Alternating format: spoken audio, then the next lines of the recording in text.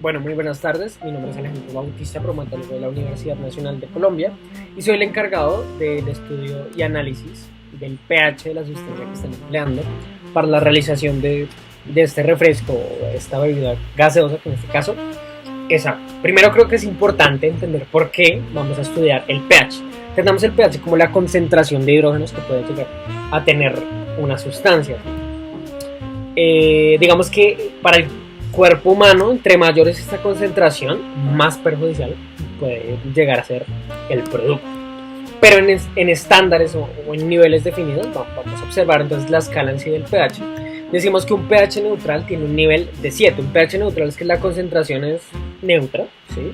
No es ni muy baja ni muy alta. Entre más baja es esta concentración, vamos a decir que la sustancia va a tender a ser más alcalina o básica, como ustedes pueden observar. Pero sin embargo, entre mayor sea la concentración, más ácido va a ser en sí el producto. Para la gaseosa en sí, para este refresco, nosotros definimos un pH de 3. Ese debe ser el valor.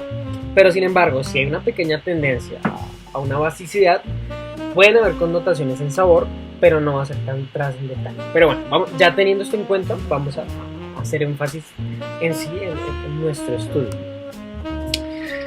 Nosotros fuimos dotados de 900 muestras, las cuales analizamos, determinamos que el valor mínimo de pH fue de 2 y el valor máximo fue de 12, y a partir de eso lo que nosotros generamos fueron unos intervalos de estudio, 10 intervalos donde definimos límites inferiores y superiores, y lo que buscamos ahí es encontrar con qué tanta frecuencia se encuentran los datos en esto respectivamente para evaluar la distribución. Eso es lo que nosotros llamamos en este caso tabla de frecuencia. Ese es el nombre. Tenemos que prestar especial atención a este punto que llamamos frecuencia absoluta, que es qué tanto frecuentan de hecho los datos en estos intervalos. Ahora, hay algo muy particular en lo que nos podemos fijar, y es que los valores son muy similares. ¿Sí? Es decir, que la distribución es muy pareja. El pH de las sustancias es muy parejo. Ya vamos a ver qué significa esto. Vamos a evaluar por ahora las medidas que tomamos. Digamos que a partir de esta tabla de frecuencias nosotros podemos determinar ciertos valores que son muy importantes para el estudio, que corresponden a la media, mediana y moda. ¿Sí? La mediana, digamos que es el punto exacto, el 50% de todos los datos. Vamos a hacer énfasis mayor en la media o promedio, que como se entiende es el promedio, y la moda es de hecho el intervalo en el que más datos encontramos, es decir, la moda es el intervalo donde hubo más frecuencia en cuanto a los pHs, ¿no? Ahora, la media nos dio un valor de 7.033, es decir, neutral, apuntando un poquito a básico, pero digamos que óptimo. Y la moda corresponde al intervalo de 11 a 12. Eso es algo realmente preocupante, ya lo vamos a ver gráficamente. Regresando un poco a la distribución, de pronto si ustedes no lo pueden notar mucho de esta manera, apreciemos un poco el diagrama circular. El diagrama circular está dividido en 10 porciones, corresponden a los 10 intervalos, y como ustedes pueden ver es muy parejo. Las proporciones son muy parecidas. Pero sin embargo, sí hay cierta tendencia hacia un sector, digamos que en total, y esto lo identificamos con lo que nosotros llamamos como coeficiente de asimetría. El coeficiente de asimetría nos da un valor de 0.015, es decir, que supera 0, y cuando esto sucede decimos que la tendencia de los datos es agruparse un poco más antes del valor promedio, antes del 7, es decir, que en sí las sustancias en general tienden a ser un poquito más ácidas. Otro dato que nos va a ayudar a entender un poquito más lo de la dispersión es de hecho esto que llamamos kurtosis. La kurtosis es menor que 0, y cuando esto sucede podemos hablar de algo que llamamos gráfica platicúrtica, que representa de hecho un agrupamiento muy poco, muy leve, ¿sí?, de los datos, también una dispersión muy alta. Como les menciono, esto se puede notar de hecho en todos los gráficos que nosotros estamos manejando. Este es el diagrama circular. Vamos a hacer ahora un poquito de énfasis en esto que llamamos la gráfica de caja y bigotes. ¿Qué es la gráfica de caja y bigotes? Bien, como nosotros tenemos un total de datos, eso lo podemos representar en porcentajes en un 100%, ¿sí? Y así podemos hacer una distribución más precisa. Nosotros hablamos entonces de cuartiles. Estos cuartiles es básicamente dividir este 100% en 4 porciones iguales, corresponden a un 25%. Entonces la gráfica de caja y bigotes representa cada uno de estos cuartiles: cuartil 1, cuartil 2, cuartil 3 y cuartil 4. Y ustedes pueden ver que todos son realmente parejos, ¿sí? En algunos casos podríamos ver un estiramiento más grande en cierto punto, pero este no es el caso, ¿sí? La dispersión es muy similar. Vamos a hablar de ciertos picos que sí son importantes, que es realmente importante analizarlo. Podríamos ver el diagrama de barras, pero creo que es mucho más preciso analizar el diagrama de líneas. Y vamos a ver dos puntos que creo que son preocupantes. Vamos a hablar del intervalo 1, corresponde de 2.9 a 9, donde encontramos que 90 de cada 900 datos tienen un pH ácido de este valor. Si se establece un límite de 3 en cuanto a acidez, es porque es lo óptimo para el consumo, ¿sí? Si nosotros volvemos a la escala, podemos ver que un nivel de 2 lo tiene el jugo de limón, ¿sí? Es algo que nuestra papila gustativa de hecho puede sentir que es realmente ácido, es un sabor ácido. Y aparte, digamos que del sabor, que es algo importante porque es un producto que se va a consumir, es algo que es muy perjudicial.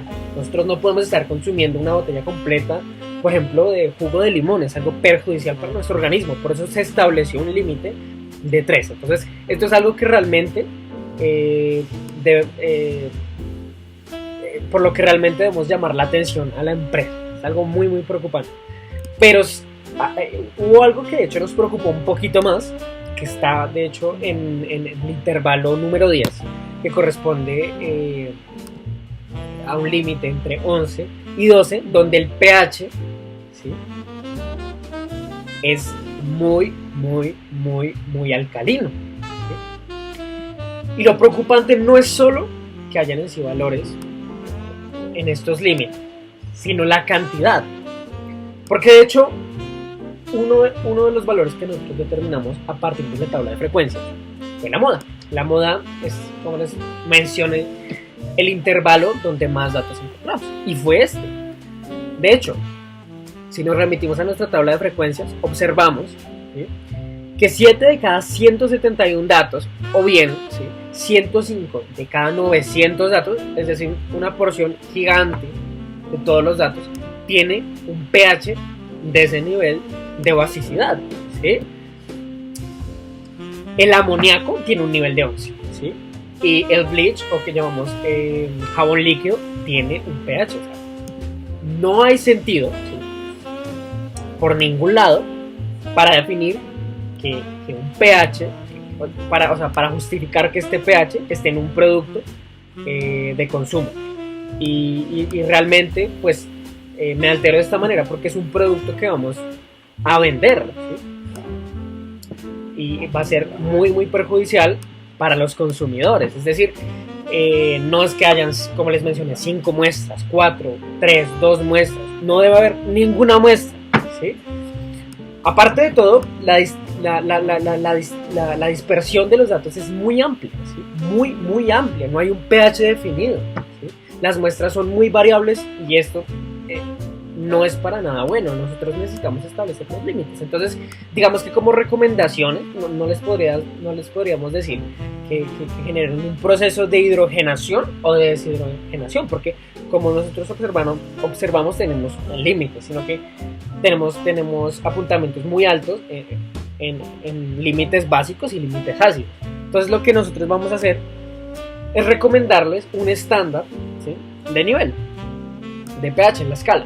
Entonces, como les dije, una gaseosa debe tener un nivel ácido máximo de 3, ¿sí?, y básico, tolerable, digamos que lo podemos llegar a llevar hasta un nivel de 7, 7.35. Y eso que se están arriesgando a perjudicar el sabor de su bebida, ¿sí?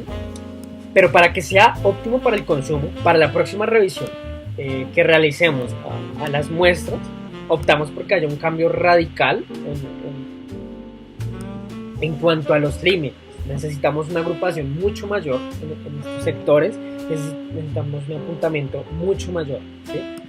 Estas son las conclusiones. Podríamos felicitarnos, por supuesto, por la calidad del agua, porque igual tenemos muchas muestras que sí tienen un pH que es muy cercano, incluso concuerda con el pH neutral, que es óptimo para el consumo, pues como ustedes pueden observar es agua pura.